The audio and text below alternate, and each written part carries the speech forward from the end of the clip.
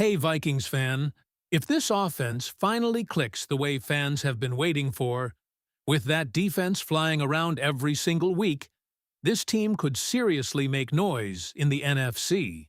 And honestly, some of these games are going to be absolute chaos for opposing quarterbacks. If you're hyped for this season, smash that like button and drop a big SKOL down in the comments if you're riding with the Vikings all year long.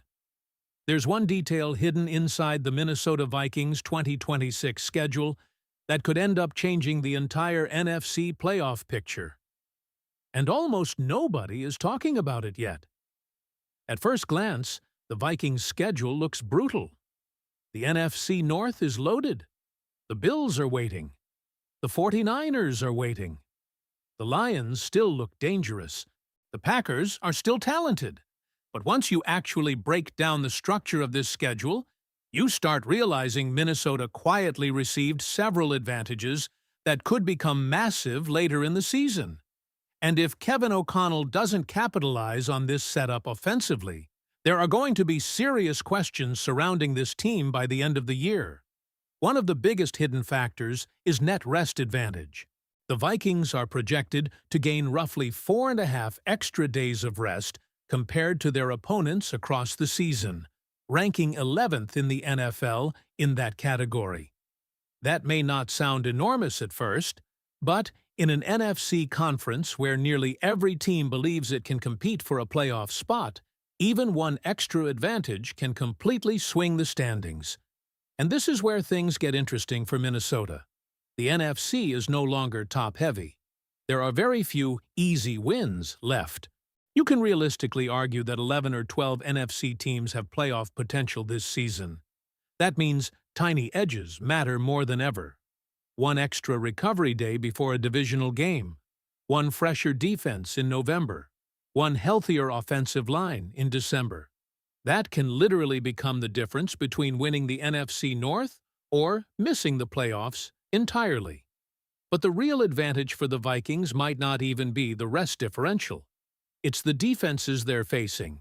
According to defensive efficiency rankings discussed in the breakdown, Minnesota is projected to face the second easiest collection of defenses in the entire league. That changes expectations dramatically, because now the pressure shifts directly onto Kevin O'Connell. There are no more excuses for this offense. The Vikings have offensive talent. They added weapons. The offensive line looks stronger. Christian Darrisaw is healthy again. Jawan Jennings joins the receiver room. And the expectation now is clear. This offense has to become a legitimate top 10 unit statistically, not just occasionally explosive. That's been the missing piece during O'Connell's tenure. There were flashes in previous seasons, moments where the offense looked dangerous. But across a full season, Minnesota still hasn't consistently established itself as one of the NFL's elite offenses from a statistical standpoint. And when you look at the defenses on this schedule, the opportunity is sitting right in front of them. The early stretch alone could allow this offense to build momentum immediately. The Bears' defense still has major question marks. Tampa Bay's defense struggled last year. Miami's defense isn't viewed as dominant either. Even some of the higher-ranked units on the schedule come with skepticism surrounding how sustainable those rankings really are. And then you notice something shocking. Minnesota may not face a single top 10 defense all season based on these efficiency projections.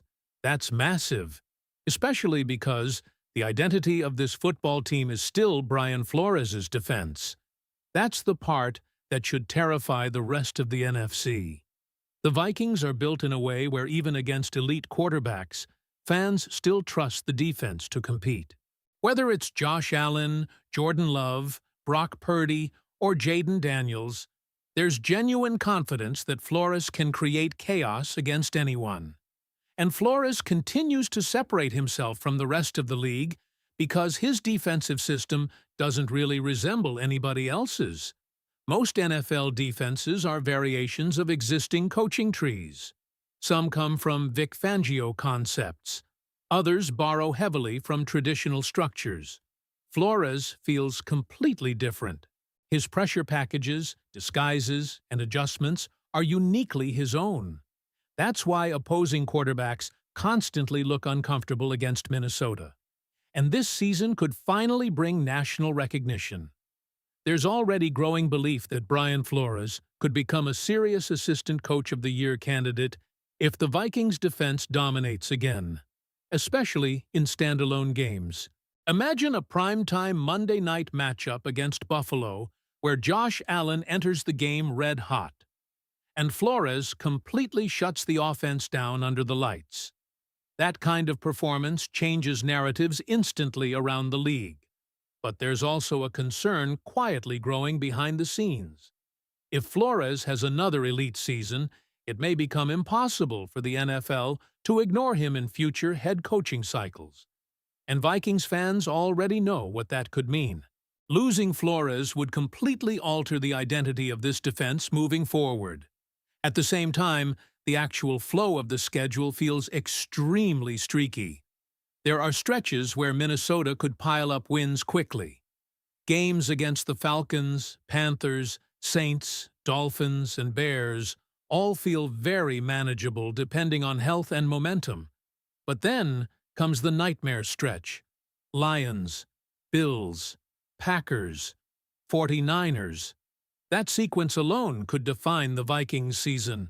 You can already envision a scenario where Minnesota starts 5-1, the hype explodes nationally, and then, suddenly, they hit a brutal mid-season wall with several losses in a row before rebounding late in the year.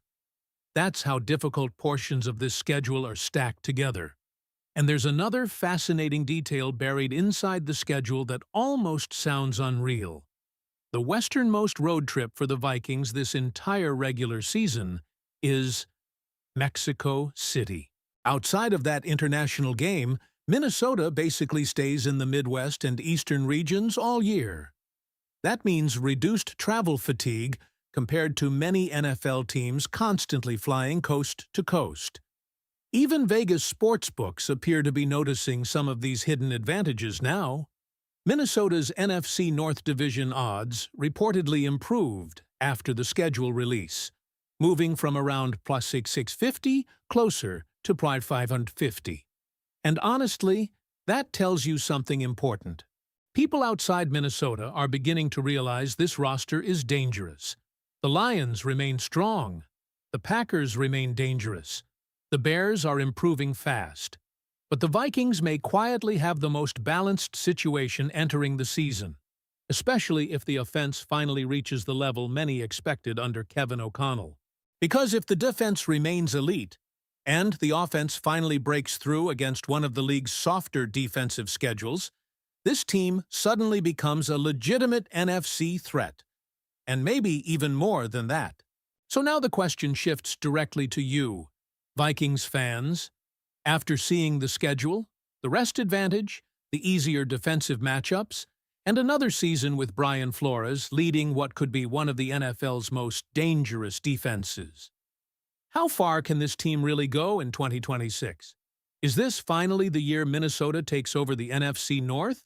Or do you still think there's one major weakness holding them back from a Super Bowl run? Drop your predictions down below. Give this video a like if you're ready for Vikings football to return. And make sure you subscribe so you never miss the latest Vikings news, rumors, and breaking updates all season long. SKOL!